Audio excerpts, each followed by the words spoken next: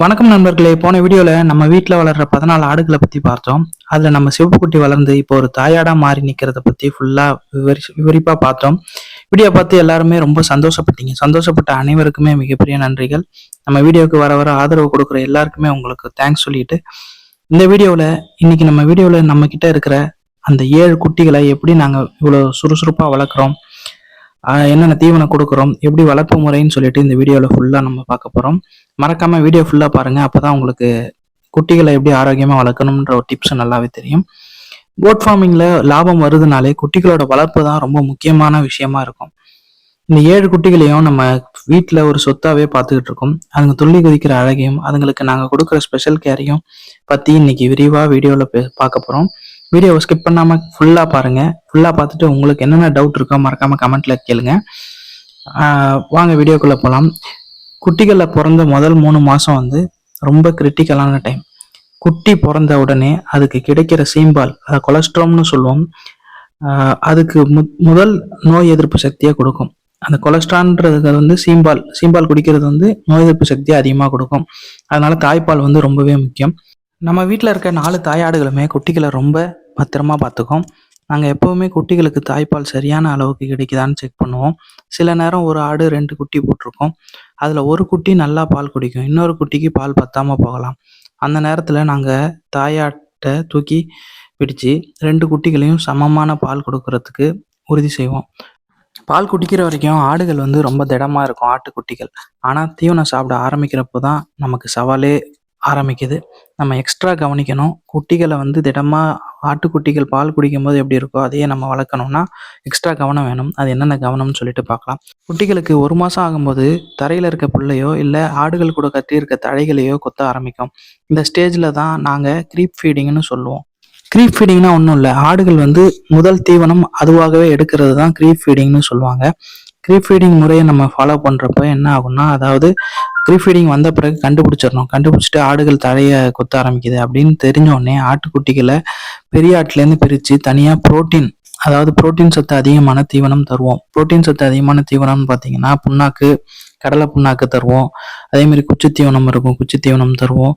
அதே போல் தனியாக புண்ணாக்கில் கஞ்சி தண்ணியை ஊற வச்சு தனியாக வைப்போம். தனியான கவனம் தேவைன்னு சொன்னோம்ல, இது போல் ஒரு சில புரோட்டீன்கள் ஆடுகளுக்கு தரணும். அப்பப்போ அந்த கொத்த ஆரம்பிக்கும் போதே இதெல்லாம் நம்ம போட்டு பழக்கணும்னா ஆடு வந்து தாய்ப்பால் குடிச்சு எப்படி வளருதோ அதே போலவே நல்ல திடமாக வளர ஆரம்பிக்கும். கட்டுத்தறியில ஆடு வளர்க்குறதுல ஒரு பெரிய அட்வான்டேஜ் என்னன்னா, ஆடுங்க ரெஸ்ட் எடுக்கிற நேரத்தில் மெல்ல மெல்ல தீவனத்தை சாப்பிடும். நாங்கள் மேலே கட்டி தொங்க விடக்கூடிய வேப்பந்தடைய குட்டிகளை எட்டி எட்டி கொத்தும். இது அதுங்களோட ஒரு நல்ல எக்ஸசைஸ். கட்டுத்தறியா இருந்தாலும் குட்டிகளுக்கு எக்ஸசைஸ் பண்றதுல தான் நல்ல தடமான வெயிட் ஏறும். அதாவது ஹெல்த்தியான வெயிட், நல்ல எடை ஏறுறதுக்கான அதிகமான எக்ஸசைஸ் வந்து தேவைப்படும். அதனால என்ன பண்ணுவோம்னா ஆடுகளுக்கு நல்ல தழைகள், அது கயிறு தொங்குதுல, அதை அந்த மாதிரி தொங்குற இடத்துல நம்ம கட்டி விட்டுறோம். நெக்ஸ்ட் பாத்தீங்கன்னா எங்க பண்ணையோட, அதாவது எங்க வீட்டுல வளர்க்குற ஆடுகளோட பேக் போனே எங்க அம்மா தான். அம்மா குட்டிகள் மேல அவ்வளோ பாசமா இருப்பாங்க. அம்மா வந்து ஆடுகளை டெய்லியும் வந்து தங்க குட்டிகள் எங்களை எப்படி வளர்த்தாங்களோ அதே போல எங்க கண்ணு முன்னாடியே வளர்க்குறது நாங்க பார்க்க தான் செய்யறோம். அம்மா என்ன சொல்லுவாங்கன்னா, தம்பி, குட்டிகளுக்கு வயிறு ரொம்ப லேசான விஷயம் இல்லை, அதனால சரியான அளவுக்கு சரியான தீவனம் கரெக்டா கொடுக்கணும். பெரிய ஆடுங்க சாப்பிட்றது எல்லாம் அதுங்களுக்கு சாப்பிடாது. அதனால அதுங்களுக்கு தனியான ஒரு விஷயம் வந்து கொடுத்தே ஆகணும். நம்ம குழந்தைகளை பார்த்துக்கிற மாதிரி கொடுத்துக்கணும்னு அம்மா அடிக்கடி சொல்லுவாங்க. வேப்பந்தழையை பறித்து தருவோம். இந்த வேப்பந்தழையை சாப்பிட்டுட்டு குட்டிகளுக்கு வயிறு உப்புசம், அதாவது வயிறு உப்புசம் வராது. சில குட்டிகள் வந்து மண்ணை தின்னுடும். அப்படி தின்னுச்சுன்னா கூட இந்த வேப்பந்தழைகளை அதுக்கு கொடுக்கும்போது நம்ம 14 ஆடுகளும் நல்லா இருக்கு. பாத்தீங்களா, இந்த 14 ஆடுகளுக்கும் காரணம் நாங்கள் வேப்பந்தழை கொடுக்கறது தான். இன்னொன்று வந்து என்னன்னு பார்த்தீங்கன்னா, ஹெல்த் சீக்ரெட்ஸ்னு ஒன்று இருக்கு. எல்லாத்துக்குமே எப்படி நீங்க ஹெல்த் சீக்ரெட்ஸ் இது பண்றீங்க, இவ்வளோ ஆடுகள் வளர்க்குறீங்களா, இவ்வளோ ஆடுகளுக்கு நோய் வராதா, நோய் எதிர்ப்பு சக்தி எப்படி இருக்கு அப்படின்னு பார்த்தீங்கன்னா, தீவனம் மட்டும் இல்லை நண்பர்களே, சரியான நேரத்துல டிவார்மிங், அதாவது பூச்சி மருந்து கொடுக்கறதுன்றது ரொம்பவே முக்கியம். அதுவும் ஆட்டுக்குட்டிகளுக்கு நீங்க டிவார்மிங் கரெக்டான நேரத்துல பண்ணலன்னா ஆடு எடை மெலிந்து, ஆடுகள் சத்து இழந்து, ஆடுகள் இறப்புக்கு கூட ரொம்பவே இதுவாகும். அதனால பூச்சி மருந்து கரெக்டான அளவு, அதாவது ஆல்பென்டிசால் இருக்கு, ஃபென்பென்டிசால்னு இருக்கு. ஒரு மருந்து வந்து நீங்க மாறி மாறி மாறி மாறி கொடுத்துக்கிட்டே இருக்கணும். நான் இதுக்கு முன்னாடி வீடியோ கூட போட்டிருக்கேன் குடற்புழு நீக்கத்தை பத்தி. அதனால அந்த வீடியோவை நீங்க ஃபுல்லா போய் பாருங்க, உங்களுக்கு நல்லா யூஸ்ஃபுல்லா இருக்கும். கண்டிப்பா அது தேவையான அளவுக்கு தேவையான நேரத்துல கரெக்டா கொடுத்தே ஆகணும். அது கொடுக்கறதால ஆஹ் ஆடுகள் வந்து ரொம்பவே இது எல்லாமே கண்டிப்பா ஒரு ஒரு 6 மாசத்துக்கு ஒரு வாட்டியாவது நீங்க செக் பண்ணிடணும் டிவார்மிங்ன்றது. அப்பதான் ஆடுகள் விற்கும் போது நீங்க நல்ல விலையில வைப்பீங்க. இல்ல ஆடுகள் நீங்க வளர்த்தீங்கனாலும் கிடாடுகளை விற்கும்போது நல்ல கிடாடுகள் விற்கும்போது நல்ல விலைக்கு விற்பீங்க. அதே மாதிரி நம்ம கிட்ட இருக்க பெட்டை ஆடுகள், அதாவது தாயாடுகள் பார்த்தீங்கன்னா நல்லா செழிப்பாவே வளரும். அதே மாதிரி டிவார்மிங் வந்து நீங்க மாடு வந்து சினையா இருக்குன்னா டிவார்மிங் பண்ணக்கூடாது. சினையா இல்லாத ஆட்டுகளுக்கு மட்டும்தான் டிவார்மிங் கண்டிப்பா பண்ணணும். இது எல்லாமே ரொம்ப ரொம்ப முக்கியமான விஷயம். நாங்க வந்து என்னன்னா மேக்சிமம் இந்த வேப்பந்தழை போடுறதால ஆடு குட்டிகள் எல்லாமே செழிப்பா இருக்கும். செழிப்பா இருக்காது மட்டும் இல்லாம டிவார்மிங்க்கு வந்து எங்களுக்கு ரொம்பவே பெனிஃபிட்டா இருக்கு. குடல்ல புழு அதிகமா இருக்காது, எல்லாமே வெளியே வந்துடும். குடற்புழு, அதாவது நீங்க பார்த்துருக்கலாம் ஒரு சில ஆடுகள் வந்து வேஸ்ட், அதாவது ஆடுகள் மோஷன் போகும்போது நீங்க புழு வர்றதை பார்த்துருக்கலாம். நாங்க அந்த மாதிரி புழு வர்றதை நாங்க பார்த்துருக்கலாம். அது காரணம் வந்து டிவார்மிங் தான். டிவார்மிங் பண்ணாம இருக்கிறதால தான். நாங்க வந்து மேய்ச்சலுக்கு ஆடுகளை விட்டாலுமே வீட்டுக்கு வந்த பிறகு தர இந்த வேப்பந்தழை இருக்குல்ல, அதுதான் நேச்சுரல் டிவார்மர்னே உண்மையாவே சொல்லலாம். டிவார்மரா ஹெல்ப் பண்ணுது. அதனாலதான் நான் சொல்றேன், வேப்பந்தழை வந்து ஆடு வளர்ப்புல மிகப்பெரிய ஒரு பங்காற்றுது. கண்டிப்பா இந்த நம்ம வீடியோ போட இருக்கிற இந்த 15 நிமிஷத்துல நீங்க நல்லாவே பார்த்துருப்பீங்க நம்ம 7 குட்டிகள் எவ்வளவு ஆக்டிவா இருக்குன்னு. இந்த 3 கிடா ஆடுகள் மேல் கோட்ஸ் இருக்கு. இதுல இந்த குட்டிகளுக்கு ஒரு கார்டு மாதிரி எப்பவுமே கூடவே இருக்கும். கட்டித்தழை வளர்ப்புல சரியான கிளீன் என்விரான்மெண்ட் வேணும். நேச்சுரல் தீவனம் இருந்தாதான் நீங்க உங்க வீட்டில் வளர்க்குற ஆடுகளை இது போல நல்ல குரோத்தை பார்க்கலாம். நம்ம பண்ணையோட இந்த 14 ஆடு ஃபேமிலி, அதாவது 4 தாய் ஆடுகள், 3 கிடாய், 7 குட்டி பத்தி உங்க கருத்து என்னன்னு கமெண்ட்ல சொல்லுங்க. இந்த 7 குட்டிகளோட சேட்டைகள் உங்களுக்கு பிடிச்சிருந்துச்சுன்னா மறக்காம நம்ம சேனலை சப்ஸ்கிரைப் பண்ணிக்கோங்க. நம்ம சேனலை ஃபாலோ பண்ணிக்கோங்க. அப்பதான் இது போல நல்ல நல்ல நல்ல வீடியோ உங்களுக்கு வந்துகிட்டே இருக்கும். ஆட்டுக்குட்டிகளுக்கு இது போல தாய் குட்டி பால் குடிக்குது பாருங்க. இது போல பால் இருக்கணும்னா சரியான அளவுக்கு சரியான தீவனம், சரியான வளர்ப்பு முறை, உங்க பாசத்தோடையும் உங்க உள்ளார இருந்து அன்போடையும் கண்டிப்பா நீங்க ஆடு வளர்த்தீங்கன்னா நீங்களும் ஒரு சக்சஸ் ஆவீங்க. இப்போ வாங்க நம்ம ஒரு ஆட்டுக்குட்டியை பத்தியும் அதோட கிண்டல் கேலியான விஷயத்த பத்தியும் பார்க்கலாம். இந்த ஒருக்கான இவனை நம்ம அவுத்து விட்டுட்டா போதும், நேரம் எங்க போவான்னு பாத்தீங்கன்னா நம்ம பூச்செடி வச்சிருக்கோம்ல, பூச்செடி, காய்கறி கடை, செடி, இது போல செடிகளுக்கு தான் போய் இது போல ஏதாவது மேய்ஞ்சிக்கிட்டு இருப்பான்.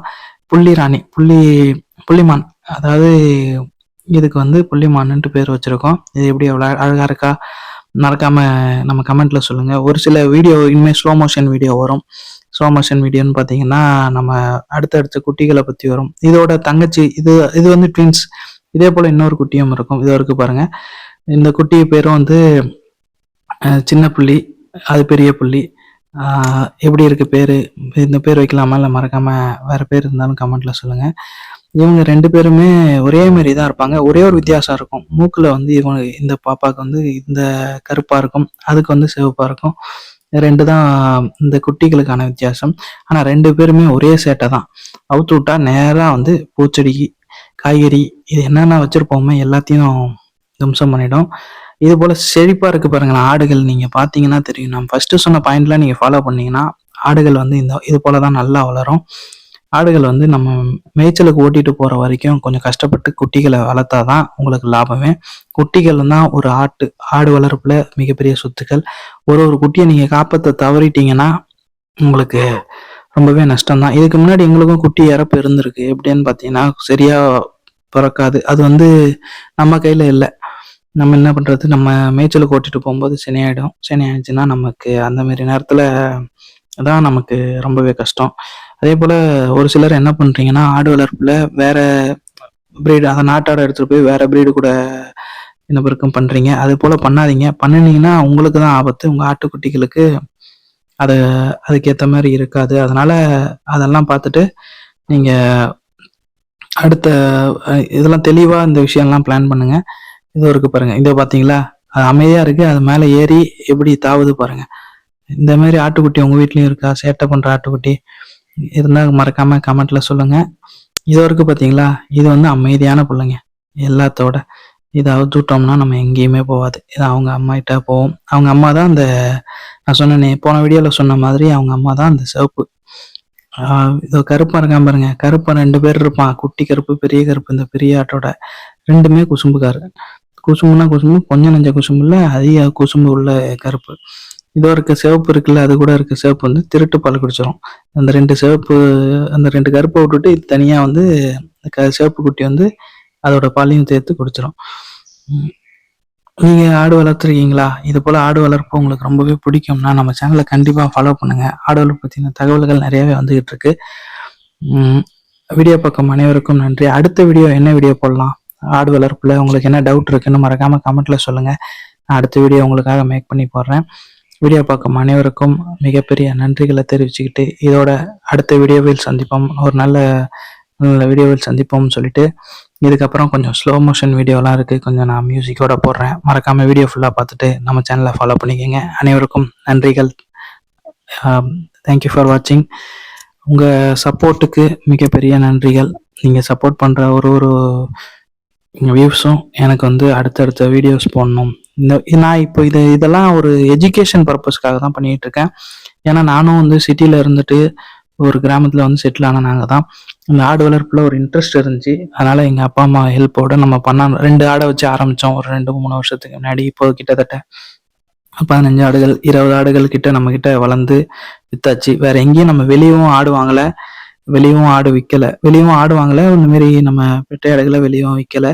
கொடுக்காம இருக்கவே இவ்வளோ குரோத்தா இருக்கு. ஆனால் கிடா ஆடுகள் நம்ம வெளியே கொடுத்து தான் ஆகணும். அது ஒரு அளவுக்கு மேலே நமக்கு வச்சிருந்தா நமக்கு குரோத் இல்லை. ஏன்னா 6 மாசத்துக்கு ஒரு வாட்டி, மேக்ஸிமம் 6 மாசத்துக்கு ஒரு வாட்டி 6000, மினிமம் 6000த்துக்கு இப்போ இருக்கிற நிலைமைக்கு விற்றீங்கன்னா கண்டிப்பா உங்களுக்கு லாபம் இருக்கு.